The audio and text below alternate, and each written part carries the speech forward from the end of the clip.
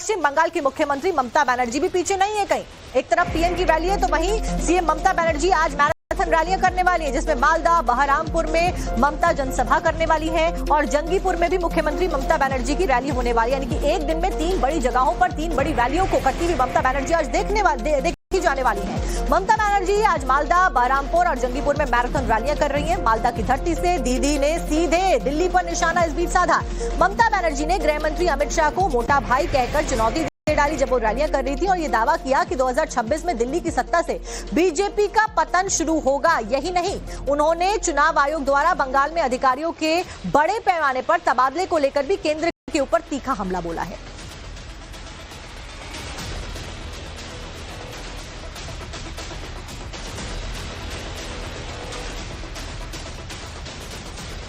अब ममता बनर्जी का अमित शाह के ऊपर भी इस बीच अपनी रैलियों के दौरान सीधा हमला सामने आता है। गृह मंत्री के ऊपर हमला वो साधती है। ममता बनर्जी ने गृह मंत्री पर बड़े आरोप लगा दिए हैं। मुसलमानों के नाम पर काटने के निर्देश दिए गए हैं, ये कहा गया है। मुसलमानों के नाम वोटर लिस्ट से काटने के निर्देश दिए, ये बात उन्होंने गृह मंत्री के लिए कही है। मुर्शिदाबाद और अपने निर्वाचन क्षेत्र में वोट काटने का दावा ममता बनर्जी ने किया है। अमित शाह के चैलेंज जानाচ্ছি ক্ষমতা থাকলে এইখানে দাঁড়িয়ে মিটিং করে এই যাদের নাম কেটেছে তাদের সাথে দেখা করে কথা বলুন। আপনি দেশের স্বরাষ্ট্রমন্ত্রী ফোন করে করে নির্দেশ দেন সবাইকে, মুসলিম দেখলেই মালদায় ভোট কাটো, মুর্শিদাবাদে ভোট কাটো, তিহাট্টে ভোট কাটো। এমনকি আমার কনস্টিটিউয়েন্সিতেও 1.5খানা ওয়ার্ড আছে। ভাবছে কি এইভাবে জিতবে? 5টা রাজ্যে ইলেকশন হচ্ছে, তার মধ্যে 506 জন অফিসারের পরিবর্তন করেছে। শুধু বাংলায় একাই তার মধ্যে 485। এদের কি করা উচিত? মানুষের কাছে পায়ে ধরে ক্ষমা চাওয়া উচিত। আর মানুষকে বলবো এর বদলা নিন ভোটের বাক্সে, যাদের নাম ওঠেনি অ্যাপিল করুন ट्रिब्यूनले। तो आपने ममता बनर्जी को सुना। ममता बनर्जी यहां पर नहीं रुकती हैं और मालदा में रैली के दौरान पश्चिम बंगाल की मुख्यमंत्री ने बीजेपी के साथ साथ में अमित शाह पर भी तीखा हमला बोला और इस दौरान ममता बनर्जी शब्दों की मर्यादा तक लांघ जाती है। ममता बनर्जी का बीजेपी पर तीखा हमला तो सामने आता है। 2026 में दिल्ली बीजेपी सरकार के पतन का दावा भी वो कर देती है आगे अपने बयान में। बंगाल के बाद में अब दिल्ली को टारगेट करने का ऐलान उनके द्वारा कर दिया गया है। ममता बनर्जी ने अमित शाह के लिए शब्दों की मर्यादा कैसे लांघी है, आपको सुनवाते हैं। 2026 সালে দিল্লিতে বিজেপি সরকারের পতন হবে আমরা যদি একটু বুঝে থাকি, আমরা যদি একটু ভারতবর্ষকে চিনে থাকি। বাংলায় জিতে ওরা বাংলাকে টার্গেট করেছে, আমরা দিল্লিকে টার্গেট করছি। আগামী দিন তৈরি থাকুন মোটা ভাই।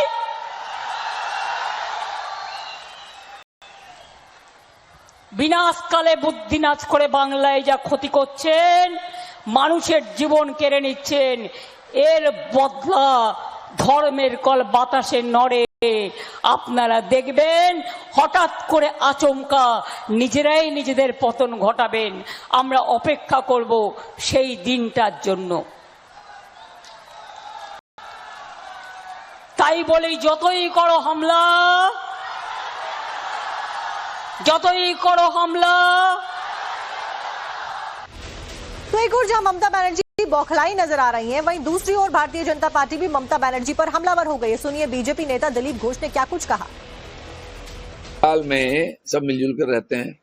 भारतीय जनता पार्टी पूरा देश में राज कर रही है, कभी अलग नहीं किया। ममता बनर्जी ने थ्योरी लाई है, हिंदू अलग, मुस्लिम अलग, राजवंशी अलग, मतवा अलग, गोरखा अलग, आदिवासी अलग, और ये राजनीति उनका चल रहा था, अभी चलने वाला नहीं है। भारतीय जनता पार्टी का स्लोगन है सबका साथ सबका विकास, और माननीय नरेंद्र मोदी जी ने सारा दुनिया को दिखाया है कि हम सबको लेकर चल सकते हैं, सबके साथ चल सकते हैं, सबका विकास कर सकते हैं, इसलिए दुनिया में उनका पूजा होता है।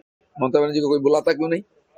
ममता बनर्जी अभी डर के सबको डरा रही हैं और जो मुंह में आता न सनब बोल रही है। अभी समय आगे बढ़ेगा और भी उल्टा सीधा बोलेंगी, इसलिए किसी को डरने की जरूरत नहीं है। बंगाल में सुराज आने वाला है, जो डर का वातावरण था उसको बीजेपी खत्म करेगा। के ऊपर ज्यादा जानकारी लेकर हमारे साथ में अभिषेक राज हमारे साथ जुड़ गए कूच बिहार से। अभिषेक, क्या कुछ माहौल नजर आ रहा है? आज तो ताबड़तोड़ रैलियां ममता बनर्जी की ओर से की जानी है और साथ साथ में प्रधानमंत्री का पहला दौरा चुनावों के ऐलान के बाद। देखिए, पश्चिम बंगाल की राजनीति गर्मा गई है और पश्चिम बंगाल की राजनीति जो है उसको इस तरीके से आप देखिए कि जहां एक तरफ पश्चिम बंगाल में मुख्यमंत्री ममता बनर्जी सीधे जो गृह मंत्री अमित शाह हैं उनको चैलेंज कर रही है, दूसरी तरफ आज प्रधानमंत्री मोदी की रैली होने वाली है। प्रधानमंत्री मोदी आज पश्चिम बंगाल के कूच बिहार में पहुंचेंगे और यहीं से आप जो मंच देख रहे हैं यहीं से जनसभा को संबोधित करेंगे और यहां से ताबड़तोड़ जो निशाना है वो पश्चिम बंगाल के 15 साल में जो शासन रहा है मुख्यमंत्री ममता बनर्जी की तरफ से उसके ऊपर करते हुए नजर आएंगे। लगातार चाहे महिला सुरक्षा की बात करें या फिर कट मनी की बात करें, करप्शन की बात करें, वो तमाम मुद्दे होंगे जो यहाँ से प्रधानमंत्री की तरफ से जो है वो बोले जाएंगे। और इसके साथ ही आज ममता बनर्जी की भी ताबड़तोड़ जो रैलियां हैं वो यहाँ पर होने वाली हैं और ममता बनर्जी जो हैं वो पश्चिम बंगाल में मालदा में रैली करने वाली हैं, इसके अलावा जांगीपुर में रैली करने वाली हैं और इन तमाम रैलियों से कोशिश कर रही हैं वो कि वोट को साधा जाए, लोगों को कन्विंस किया जाए। लेकिन लगातार बीजेपी जो है वो इस वक्त हमलावर मोड में है और आज प्रधानमंत्री मोदी की ये पहली चुनावी सभा है, ऐसे में काफी अहम हो जाता है कि आज वो यहाँ से मंच से क्या कुछ बोलते हैं। ममता बनर्जी ने सीधे अब टारगेट किया है कि बंगाल की राजनीति के बाद वो दिल्ली की तरफ रुख करेंगी और दिल्ली में जो है वो टारगेट करेंगी। ऐसे में देखना होगा कि 4 मई को जो नारा दिया जा रहा है दोनों की तरफ से वो किसका नारा जो है वो सामने निकलकर सामने आता है और आगे क्या कुछ होता है। आज रैली हो रही है, आप वहीं पर मौजूद है, कूच बिहार की एक बार तस्वीर दिखाइए, क्या कुछ फिलहाल माहौल नजर आ रहा है और खास करके आपके पीछे जो लोग नजर आ रहे हैं वो क्या कुछ कह रहे हैं। देखिए, निश्चित रूप से सबसे पहले तस्वीरें मैं दिखा देता हूँ। यहाँ पर तस्वीर देखेंगे, मंच पूरे तरीके से तैयार हो चुका है, लगातार अलग अलग परिवेश में अलग अलग कॉस्ट्यूम में लोग यहाँ पर पहुंचे हुए हैं। एक बार हम इनसे ही बात करेंगे कि आखिर कितना एक्साइटमेंट है, कितना एक्साइटेड है आज प्रधानमंत्री आ रहे हैं। बहुत एक्साइटेड है, बहुत एक्साइटेड है। इस बार क्या लगता है बंगाल में बदलाव होगा? हाँ, बदलाव होगा और अभी इस बार जो साधारण नागरिक है वो परिवर्तन चाहते हैं और परिवर्तन होना चाहिए। आप लोग भी आए हैं, क्या कहेंगे? प्रधानमंत्री को देखने आए हैं? हाँ, खुश हैं आप लोग? प्रधानमंत्री बहुत खुश है, दिल से एकदम पूरा नरेंद्र मोदी को धन्यवाद करेंगे क्योंकि देश के बाहर जो युद्ध चल रहा है अपना भारत में वो नहीं हो रहा है। हम लोग बहुत सुख शांति से रहने के लिए अभी चुनाव में नरेंद्र मोदी को लाएंगे। देखिए, ये तमाम वो लोग हैं जो यहाँ पर पहुंचे हैं प्रधानमंत्री को देखने के लिए। आप लोग यहाँ पर मोदी जी को देखने आए हैं, खुश हैं आप लोग? अच्छा लग रहा है? अच्छा लग रहा है, बहुत अच्छा लग रहा है। इस बार लग रहा है बंगाल में क्या माहौल है, क्या लग रहा है आप लोग को, क्या होने वाला है? मोदी जी आएगा तो हमको अच्छा लगेगा।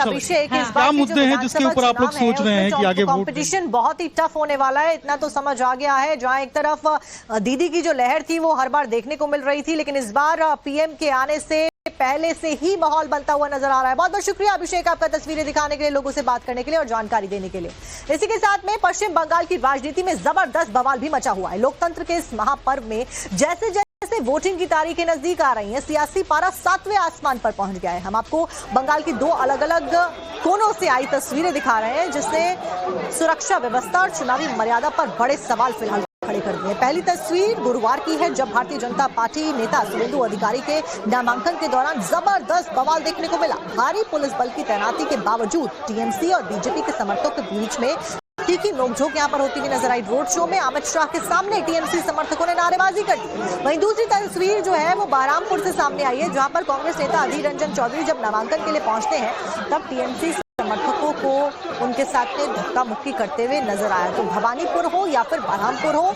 जगहें भले ही अलग हो पश्चिम बंगाल की और पॉलिटिकल पार्टियों के नामांकन भले ही अलग भरे जा रहे हो। एक तरफ बीजेपी के प्रत्याशी नामांकन भर रहे हैं, दूसरी तरफ जो कांग्रेस प्रत्याशी जो नामांकन भर रहे होते हैं उस दौरान टीएमसी के द्वारा धक्का मुक्की की जाती है। अब दोनों ही मामलों के ऊपर इलेक्शन कमीशन ने बड़ी कार्रवाई की है। सबसे पहले बात करेंगे बहरामपुर की। पश्चिम बंगाल में चुनावी माहौल के बीच में बड़ा एक्शन लिया गया। अधीर रंजन चौधरी के नामांकन में बाधा डालने के मामले में फिलहाल एक्शन लिया गया है और बहरामपुर के जो आईसी हैं उनके खिलाफ अनुशासनात्मक कार्रवाई की गई है। टीएमसी के 4 आरोपियों पर पुलिस ने केस दर्ज कर लिया है और चुनावी प्रक्रिया में बाधा डालने पर सख्त कार्रवाई के संकेत पुलिस के द्वारा मामला दर्ज करके दे दिए गए हैं। तो क्योंकि वो चुनाव के लिए नामांकन भरने के लिए जा रहे थे तभी ये सब कुछ होता है। वहीं दूसरी तरफ कोलकाता के भवानीपुर की अगर बात की जाए तो भवानीपुर में गृह मंत्री अमित शाह के रोड शो के दौरान हुए हंगामे पर चुनाव आयोग ने हंटर चला दिया। चुनाव आयोग ने सुरक्षा में चूक और लापरवाही को गंभीरता से लेते हुए कई अधिकारियों पर बड़ा एक्शन ले लिया है। भवानीपुर में हंगामे पर चुनाव आयोग का बड़ा एक्शन देखने को मिला, जहां पर गृह मंत्री अमित शाह रोड शो के विवाद में 4 पुलिस अधिकारी निलंबित कर दिए गए हैं। डिप्टी कमिश्नर को भी तत्काल प्रभाव के साथ में निलंबित किया गया है। आज 11 बजे चुनाव आयोग के सामने पेश होंगे ये सभी अधिकारी। आपको ये भी बता दें कि गुरुवार को शुभेंदु अधिकारी के नामांकन के दौरान जब गृह मंत्री अमित शाह का रोड शो मुख्यमंत्री ममता बनर्जी के आवास के पास से गुजरा, तब भारी बवाल देखने को मिला, जिसकी तस्वीरें आप देख रहे हैं। टीएमसी और बीजेपी के समर्थकों के बीच में भिड़ंत हो जाती है और उसके बाद अब चुनाव आयोग ने पुलिस पर गाज गिराई है पश्चिम बंगाल।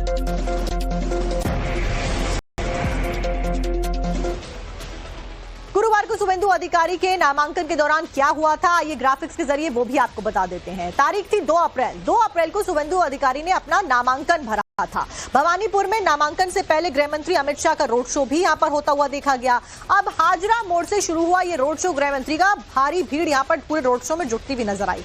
रोड शो जैसे ही ममता बनर्जी के घर के पास में पहुंचता है, उनके आवास के पास में पहुंचता है, वैसे ही तनाव बढ़ जाता है। कालीघाट में टीएमसी समर्थकों ने नारेबाजी करनी शुरू कर दी। गृह मंत्री के रोड शो में भारतीय जनता पार्टी और टीएमसी के जो समर्थक हैं उनके बीच में तीखी नोकझोंक यहां पर होते हुए देखी गई। देखते ही देखते बहस हाथापाई और झड़प में तब्दील हो जाती है। पुलिस ने इसके बाद में सीसीटीवी के आधार पर 35 से 40 लोगों की पहचान की है। अमित शाह के रोड शो में बवाल की घटना पर 3 एफआईआर भी दर्ज की गई है। इलेक्शन कमीशन ने डीसीपी समेत 4 अधिकारियों को निलंबित कर दिया है फिलहाल। और इसी के साथ में खबरों का सिलसिला